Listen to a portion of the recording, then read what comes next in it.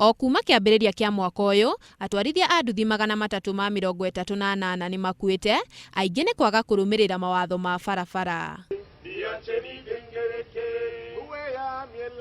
Riboti ĩno ĩrekereirio hĩndĩ ya kũrugũria riboti ya maũndũ megiĩ ũtwarithia wa nduthi ya mwaka wa 2015 kĩharo-inĩ gĩa Kĩhoto mwena wa Naivasha.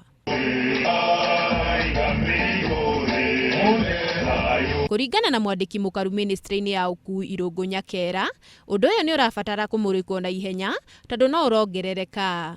Kila watu 5 wanakufa kwa barabara moja imesababishwa na bodaboda. Mwena-inĩ wake, mũrũgamĩrĩri wa rũhonge rwa NTSA Francis Meja augĩte watho ũcio mwerũ nĩ ũragirĩrĩria maũndũ maingĩ makuruhanaga na mĩtino ya barabara.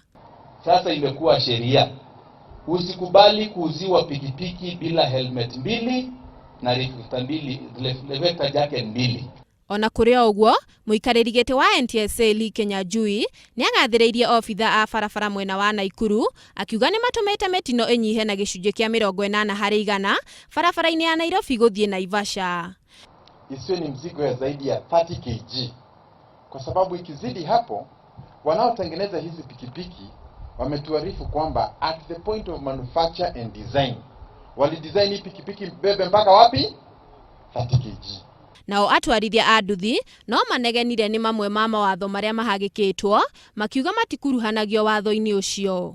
Athondeki a nduthi maroiga andũ milioni 14 nĩ mahũthagĩra bodaboda o mũthenya, na rũhonge rũu rũrathondeka ciringi milioni 400 o mũthenya. Handũ-inĩ ha Inooro TV, njĩtagwo Wangeci wa Kagure.